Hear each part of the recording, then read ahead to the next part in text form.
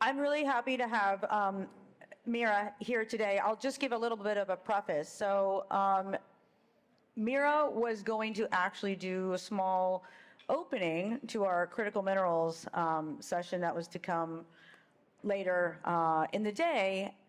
And then I started realizing, you know what? Everyone's going to really want to learn and hear from Mira a bit just more about Greenland more broadly. And so I thought, well, let's just turn this into a specific fireside chat, and we'll get to the critical minerals piece and all of your expertise in the work that you're doing now. But I thought it'd be also nice to have this sitting it into a broader context around Greenland.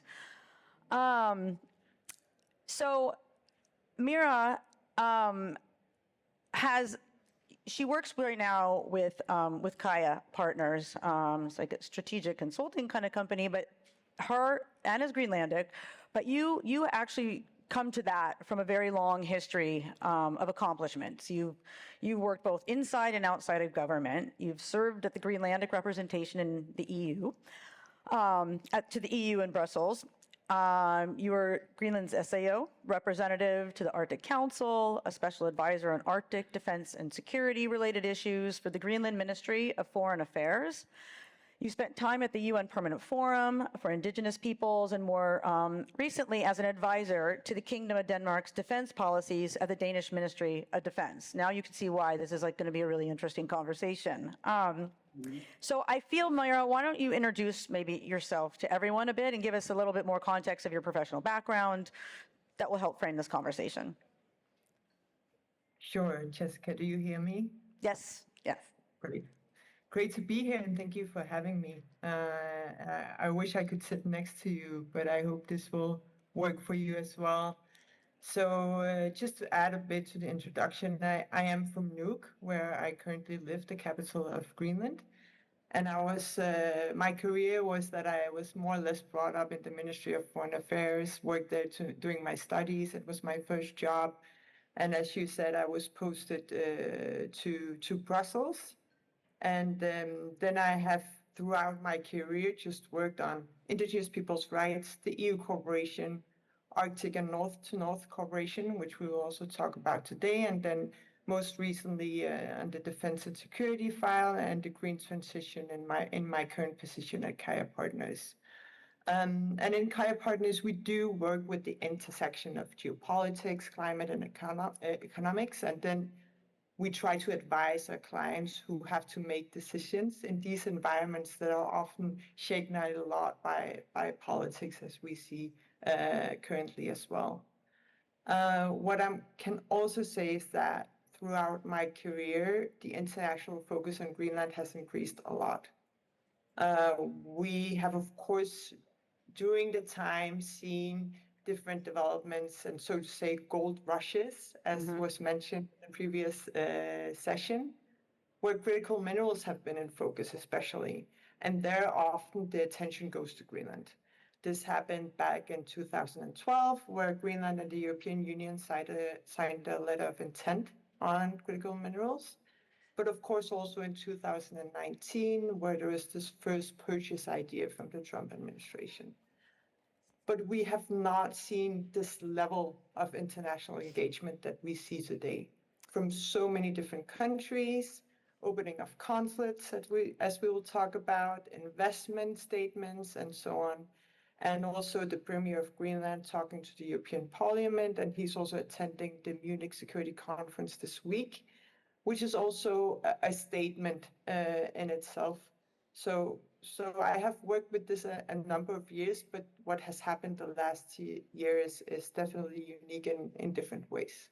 And we, of course, hope that this level of engagement and positive relationships will persist.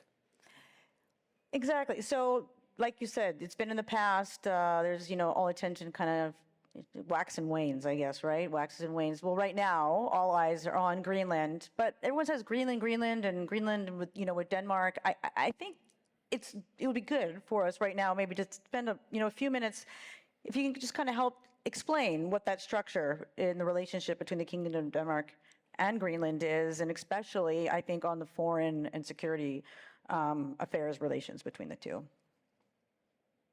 Sure, it makes sense. So the Kingdom of Denmark consists of 3 countries, which each are government and parliament. So this is Denmark, the Faroe Islands, and Greenland. And this is a bit technical, but important to understand when considering the Greenland and Denmark relations is that the current legal framework is called the Self-Rule Agreement from 2009, and it allowed Naalakkersuisut, which is the Greenlandic government, to negotiate and conclude international agreements on its own behalf, but only for agreements that are exclusively concerning Greenland and fully within its assumed field of responsibilities. So this would include mineral resources, health, environment, fisheries, and so on. And what is important is that these agreements must not impact Denmark or the Faroe Islands and their core foreign and security policy, because Denmark still retains the overall responsibility of foreign affairs and security. Greenland must notify Denmark before starting talks and throughout the negotiations. But in practice, this means that it enables Greenland to pursue bilateral deals on autonomous matters without affecting the rest of the kingdom. Um, so let's kind of get into things then. The big picture. Give us a sense then of where things sit right now with Greenland in this kind of unfolding climate. I mean, it's been quite a year, I must say, living in Nuuk, and I think it's difficult to fully explain or comprehend if you've not been here. Waking up every day with some kind of breaking news bar on your phone concerning the future of your country has been quite concerning. But luckily, nationally in Greenland, the intensity of the situation peaked around Davos and January 20th, and then is a bit more normalized today. That being said, we do still see an increased number of journalists, of the diplomatic presence, of military presence in the country, as which has unfolded on top of all of this. We are still aware that talks are ongoing, diplomatic talks at a high level, as we know, between Greenland, Denmark, and the US. And the situation has not fully settled. Mm-hmm.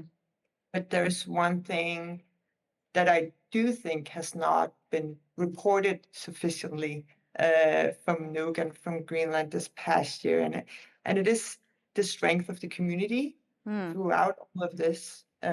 So as you know, I co-authored a history book last year. And I think what was interesting while we are living this period is that I kind of remember that throughout this book, we also talked about the importance of community, that the community has only lived because we were together and we relied on each other for survival. And I think we have really demonstrated this coming together, supporting our leadership throughout this, despite political disagreements and so on. And these huge demonstrations we have had the last year, 2 of them historically big, has partly been to, show a message to the outside world, but also to show each other that we still support each other and we are here for each other. So I think has been an extreme strength of the community that I hope we can build on. Yeah, because there's always just, people have different opinions and these kind of things. And maybe it took something like this just to kind of remind everybody how much there is in terms of community and how you all fit together and bind together all together.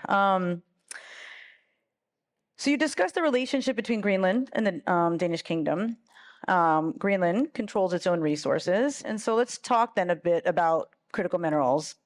There's enormous potential in Greenland, and you are actively seeking to diversify and grow your economy, which is, predominantly fishing. So maybe you can give us a bit on the state of the critical minerals economy today in Greenland. What projects do you have? How are you actually looking to build out supply chains and partnerships with other countries, or even, in terms of processing as well, and even some of the challenges?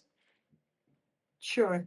So the majority of the minerals that are found on the critical minerals list of the US Geological Survey are found in Greenland. There are deposits of them. They're not actively exploited, all of them by far. As of January this year, there are 2 active mines in Greenland. There is one gold mine in south of Greenland, and there is one anthracite mine further up north near Kangerlussuaq. And there are currently 9 exploitation licenses beyond that. But 3 of them were actually granted last year. So it's an active process currently of trying to strengthen the sector. And there's a lot of political focus on it to diversify the national economy and to strengthen partnerships internationally. Interestingly, 2 of those mines were also a focus of the international relations back in 2012 with the European Union that I mentioned earlier. So we do hope that this time they will be exploited and be more long-term. But what is crucial here, I think, to understand, and I could talk a long time about this, Go for it. Jessica, but I'm aware of time. Is that initiating a mine in Greenland does not only is not only dependent on the mine itself here.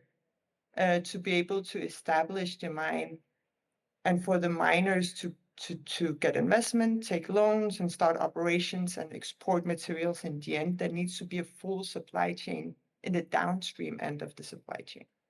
So that means that we are extremely reliant on international relationships because the country is relatively small. We're only 56,000 people. We lack capacities, human resources, and industry to build a full supply chain here in Greenland. So we're completely reliant on key partners having these supply chains that are dependent on the minerals in Greenland for the mines to start operating. And I think that's what important in how we perceive the partnerships to Canada and to the European Union going forward, that we really need to have a focus on how we can look at it holistically at the full supply chains at prices that are competitive and identified what do we need to be able to support these industries at the competitive prices when we see markets are being distorted and so on. So in Greenland, we did sign a new memorandum of understanding with the European Union on critical minerals in 2023. Greenland is also a part of the Mineral Security Partnership Forum led by the US. But just today, I actually saw a diagram that showed an overview of 8 different international partnerships led by the US on critical minerals, and Greenland is only a part of one of them.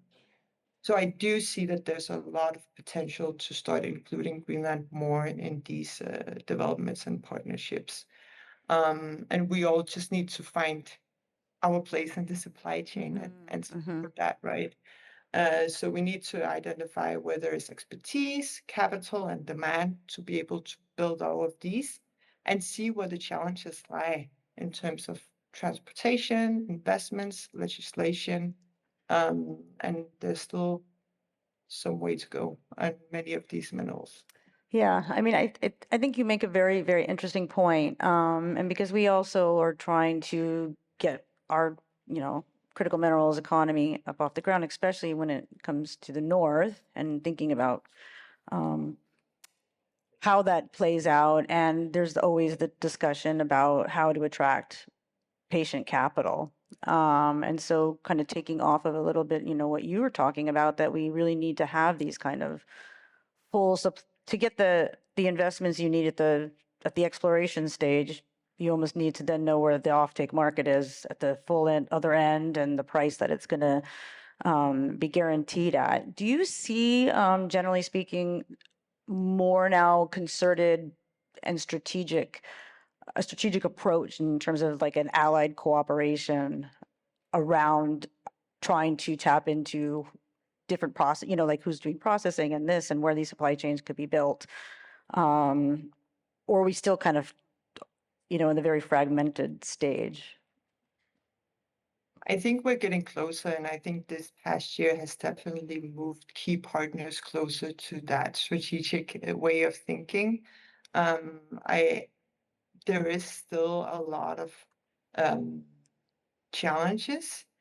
I think because this is a mix of, private capital and private investments and a need for public support and guarantees.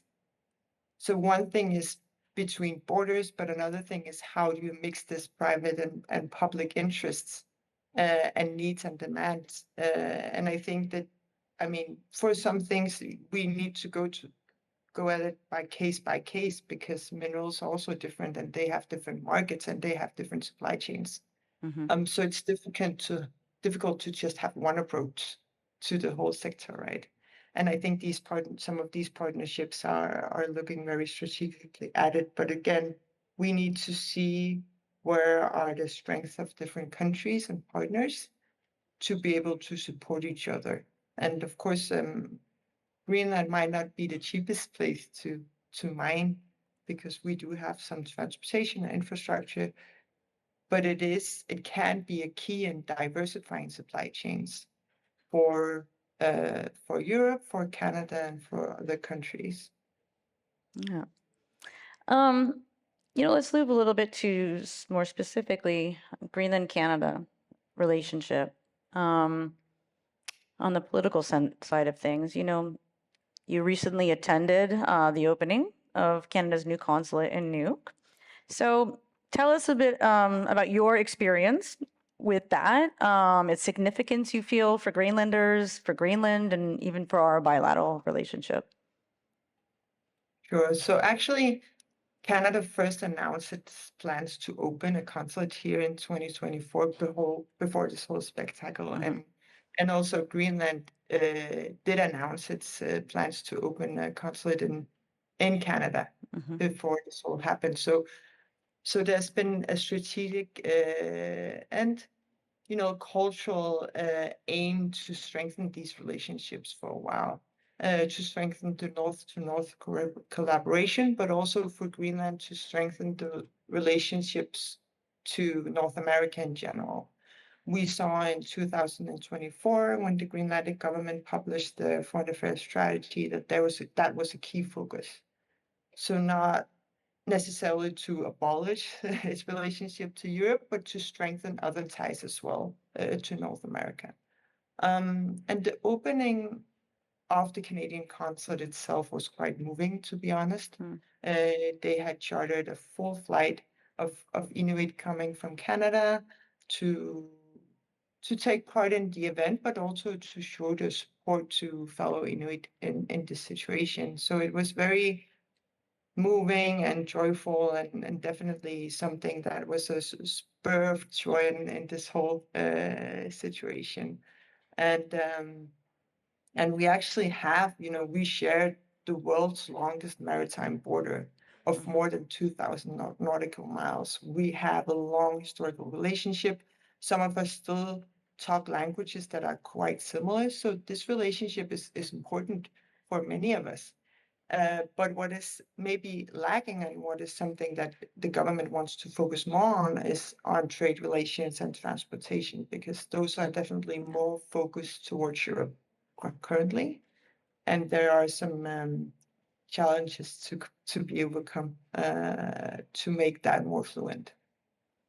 I will just say, seeing and watching on the news the whole chartered flight of Inuit who did go to Greenland, I feel like almost like, metaphorically, like Greenland, all of Canada was almost like with them and felt, just felt to be part of it through that. And it was very moving, actually, on our end. And for those who were not there, and just to see how much of our northern representation, and how many Northerners went to support Greenland and the opening of our consulate there. So, and speaking of the consulate and speaking of wanting to kind of also get more into strengthening our trade, economic ties, do you actually see then the consulate having a strategic value for that and creating kind of that, more cooperation on matters of all kinds of things? So of course, people to people are at the heart of it. And then also expanding the MOU, let's say, between Iqaluit and Nuuk. And so really being an anchor, I guess, to consistent discussions that can help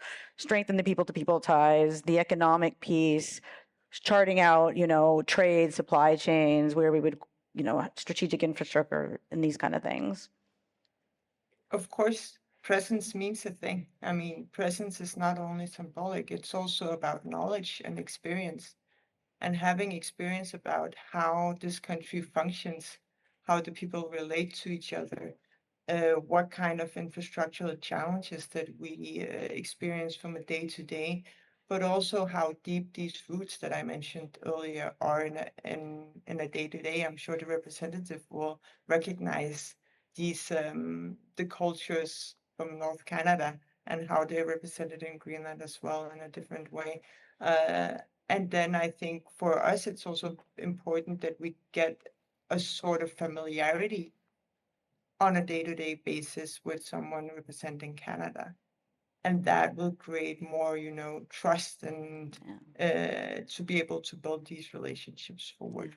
So I do think it's extremely high importance, and I don't think you should undermine the effect of one person, because of course it's in that setting, it's also what do you call it, an advantage that we're such a small community, because you will quickly get into the different partnerships and to the communities that are important to strengthen this relationship. So I do think it will matter, and I think it's also important when Greenland opens its consulate in Canada that we all show a support to that, and that we use these persons in our interactions with each other.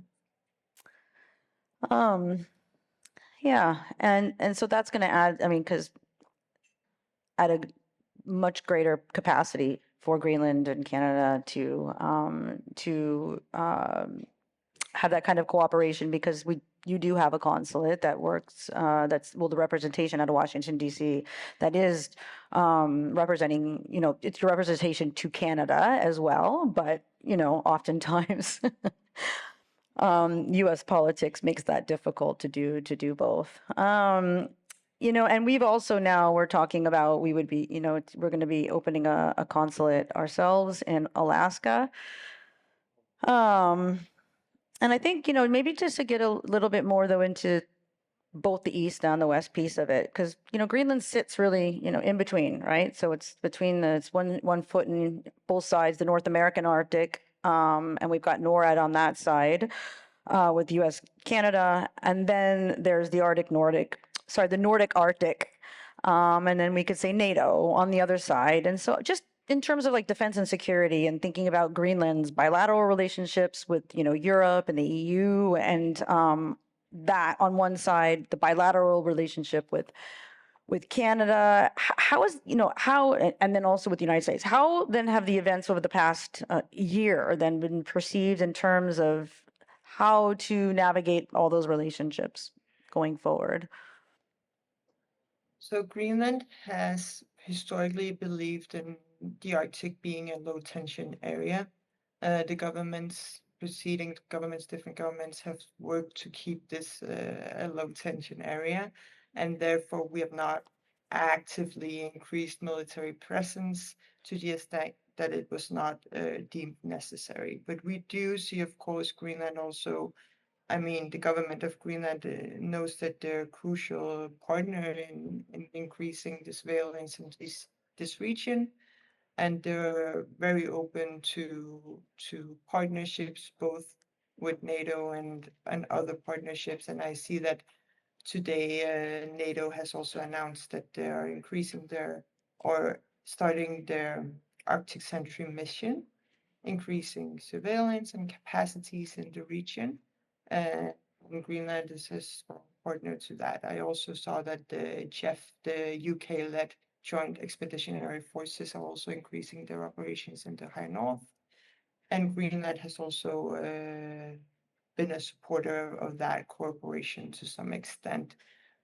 So I think in general, there's a realization that Greenland needs to strengthen and deepen our ties to the countries that we perceive are our allies, who are most aligned with our core values, and where we see opportunities to cooperate on not only in security, but also in trade, energy, mining, and fisheries, and also we do, and the government has persistently underlined that as much as possible, these increase of capacities militarily should be of dual use function to also increase the civil competencies in the country.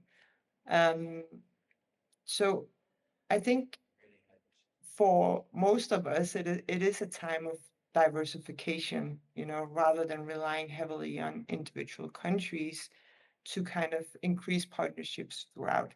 And I think I mentioned the 2024 strategy from the government of Greenland, when there is an intention of deepening the North American relations, but not necessarily as an alternative to Europe, but exactly to be a more strategic partner on both sides. Mhm. And I think we are seeing that unfolding now. And we will see how it settles. Yeah. I want to. Already have one question. So can you only see me, or can you see anybody? I can see one person sitting in the front, so I only see you in the time. Okay. So we have a question. Maybe, and Dennis, maybe introduce yourself. So Thanks very much for a very informative can you hear? presentation. I'm Dennis Patterson. I'm former senator, now retired for Nunavut, and former NWT politician and cabinet minister.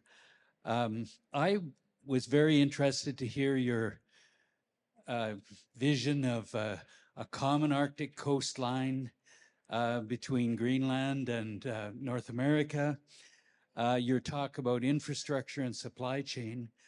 We're working on currently 2 ports in the Canadian Arctic, one in Qikiqtaajuaq on Baffin Island, the east coast at the entrance to the Northwest Passage, and another one in the middle of the Northwest Passage, the Arctic Corridor, which would extend a road from Yellowknife through the NWT, through Nunavut to the Coronation Gulf at a natural deep water port at Grays Bay.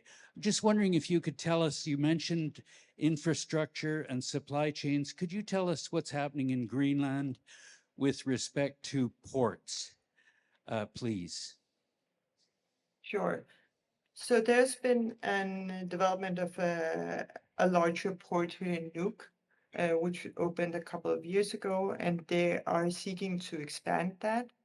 They're also looking at how the port might be supplied by, what do you call it, by hydropower, by green fuels. So both in terms of extending the infrastructure, but also making it more sustainable and more reliant on energy locally and not imported energy.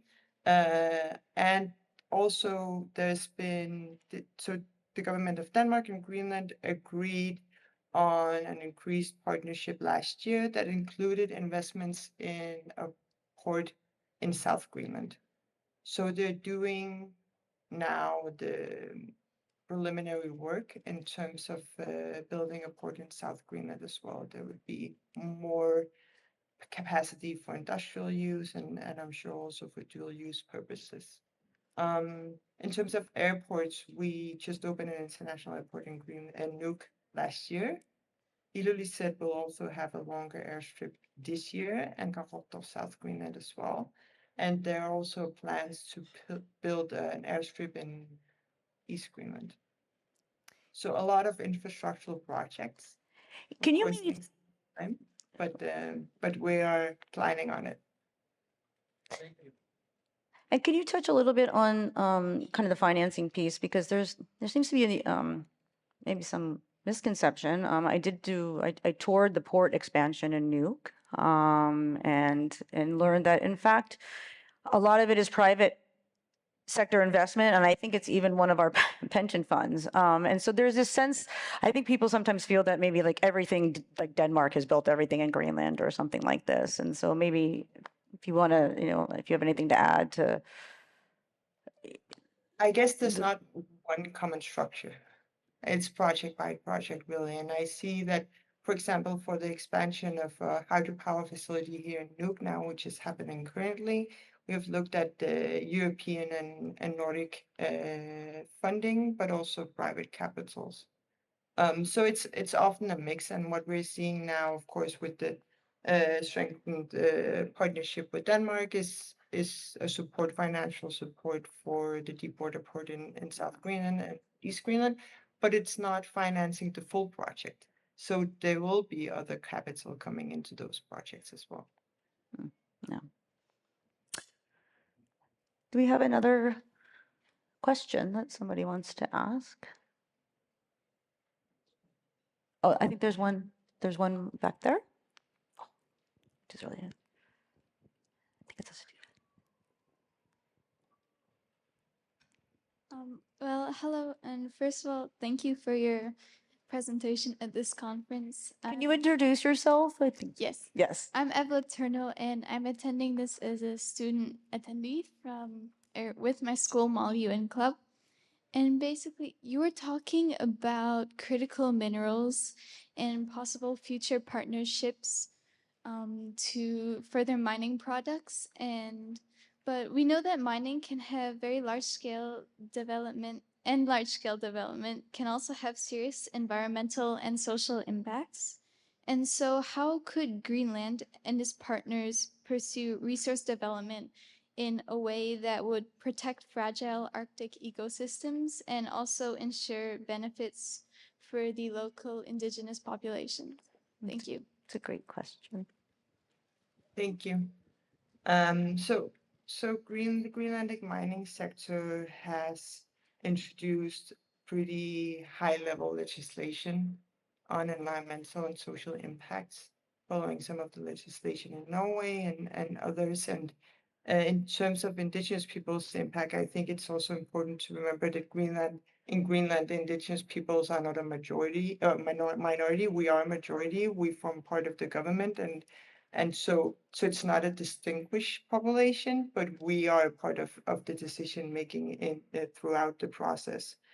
And so, of course, there's a lot of awareness, and we also know that the community is extremely involved. A couple of years ago, I don't know if you've heard about this case, but there is a plans to open a mine in South Greenland that had some uranium discharge as an effect of the mining, and there was a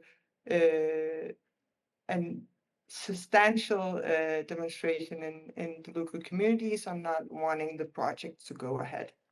And the government listened to that, and then they banned the project from taking place. So I feel like there's a lot of involvement from the communities, and also the government is seeking to put the highest standards here. So the Greenland it's a pretty big island. So I think in this context, sometimes it's good that the project can also be further away from communities, whereas we see in some other countries and in Europe, they are quite close to the communities, and the effects will be felt by the local communities, where some of these projects are pretty far away from civilization, and that of course makes the social impact at least a bit less. Great.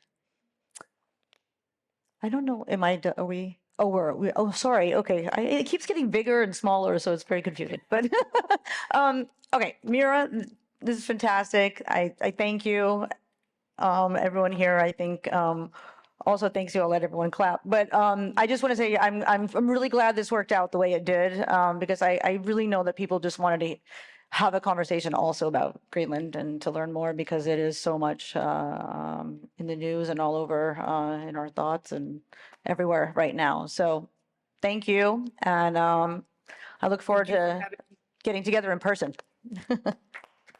Have a great day.